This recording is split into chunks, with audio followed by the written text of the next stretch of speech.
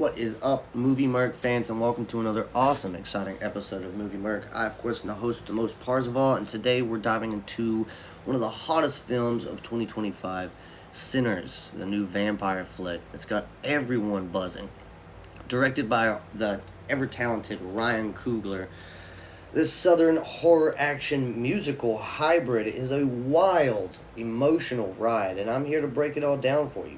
Cast, script, love stories, themes, and so much more. So grab your garlic steak, go find Buffy, and let's get into it.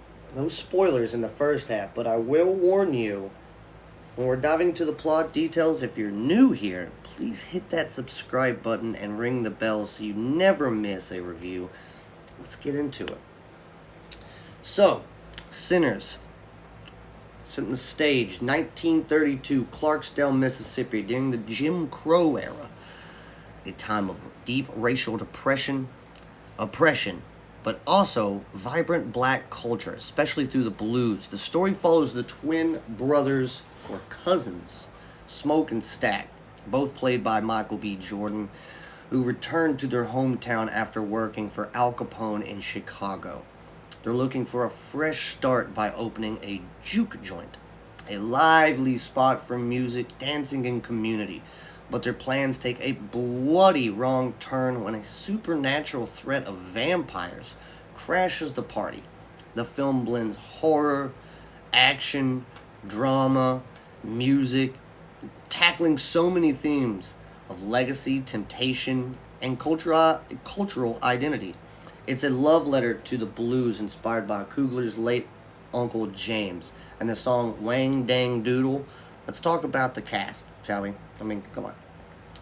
Because Sinners is stacked with talent. Michael B. Jordan is the heart of the film, pulling double duty as Smoke and Stack.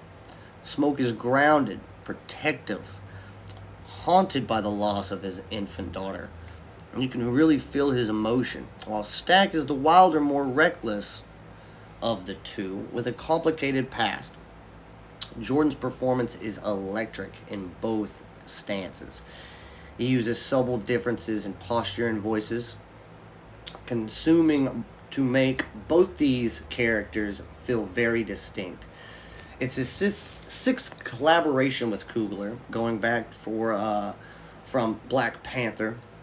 Jordan's ability to shift from tender to fierce, especially in action scenes, is movie star magic. He's great. He gets me hooked every time I'm watching him. The supporting cast is just as strong. Newcomer Miles Catton plays Sammy, the twins' cousin, a gifted blues guitarist whose music literally conjures spirits. Catton holds his own alongside veterans, and his musical scenes are a highlight. Unmi Masaki, known from Loki, plays Annie, Smoke's on and off again love interest, a hoodoo practitioner. Musaku brings depth to Annie's grief and strength, making her a standout. Haley Stanfield from Dickinson plays Mary, Stack's ex-lover, whose white passing and stirs tension due to the era's racial dynamics. Steinfeld's chemistry with Jordan is fiery, but fraught, adding layers to the story. Jack O'Connell from the Lady Chatterley's Lover is chilling as Rennick, the Irish vampire leader who's both seductive and menacing. Can't get both of those from just any old actor. And let's not forget Delroy Linton as Delta Slim, a blues legend whose gravitas elevates every scene. Now, the script, penned by Coogler himself, is ambitious. It's a genre mashup, part historical drama, part horror, part musical, with a dash of just about any type of, romance, sharp blending type of early cinema that you can find. The 1930 slang with poetic flair, especially in the music scenes. Coogler weaves all that into the black resilience, culture appropriation, and the power of music as a spiritual force. The vampires aren't just monsters here in this movie. They symbolize assimilation and the loss of a cultural identity, with Remnick's equality pitch masking control. Some critics say that the second half feels rushed a little bit, with the vampire action kicking in late. But I think honestly, it's a slow burn that builds the investment and the characters, which makes a story even more, heartfelt. The runtime's 2 hours and 17 minutes here on this one. While it drags out a bit in the middle, the emotional payoff is definitely worth it. Now let's get into the love stories of it all, because Sinners is as much about heart as it is about horror. Smoke and Annie's relationship is an emotional core to this whole movie. Their shared grief over their daughter's death adds a tender, grounded layer to the chaos that surrounds it all. Musaku and Jordan's chemistry feels raw and real, especially in the quiet moments.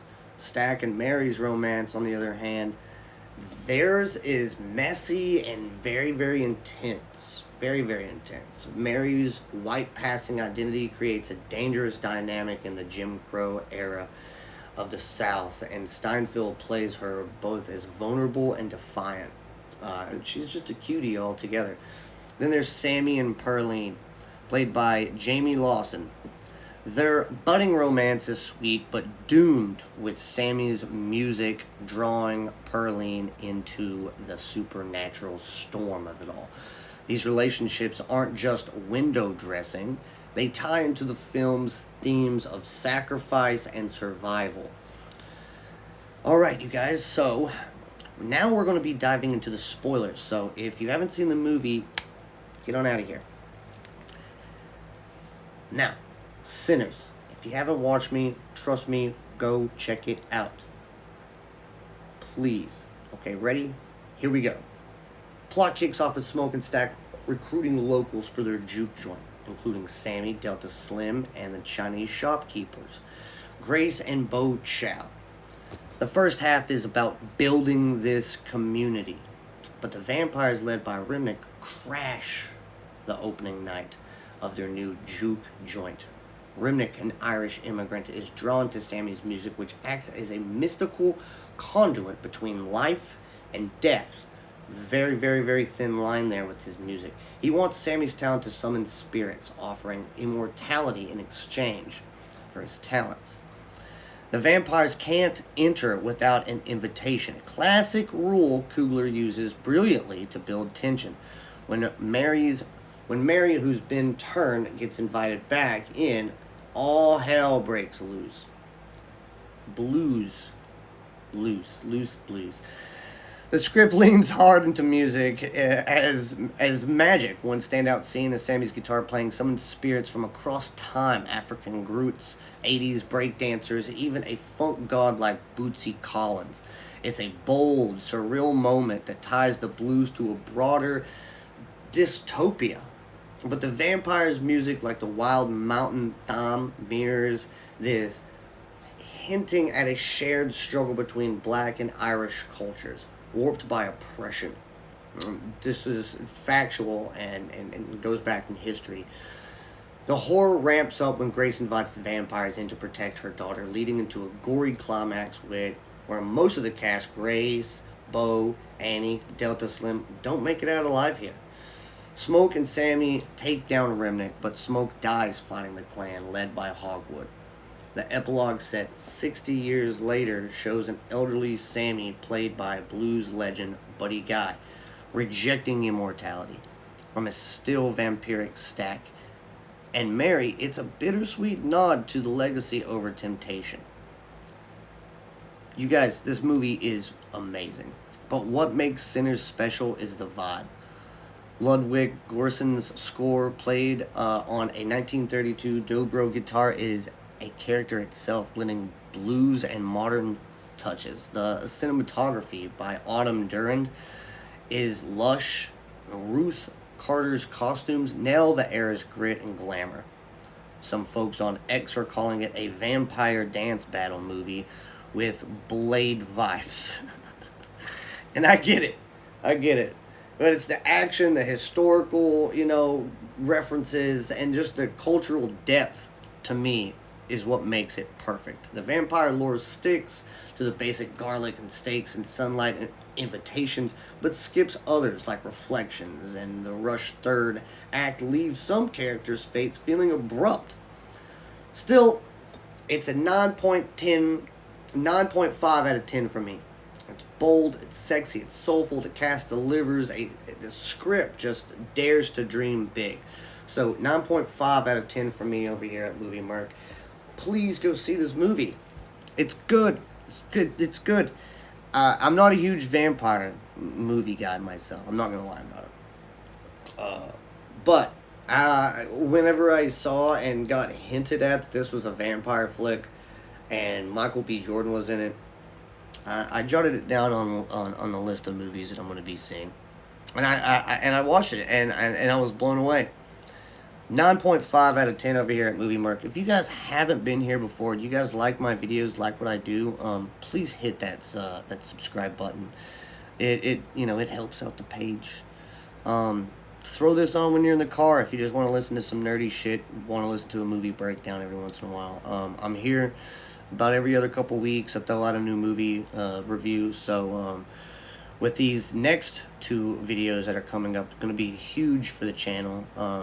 I'm going to be doing Superman here very soon, and then I'm going to be doing also Fantastic Four. So stick around, check those videos coming soon, and I love you guys from the bottom of my heart. Thank you so much for coming and hanging out with me in these little tiny videos that I do. Most of you guys think they're silly. I do it for me, and I do it for the very few of you out there who actually take the time out of your day to listen to me rant about movies. To each and every one of you guys, thank you so much. I love you very much. Go stay classy. Do something fun. I'll be talking to you soon. Bye.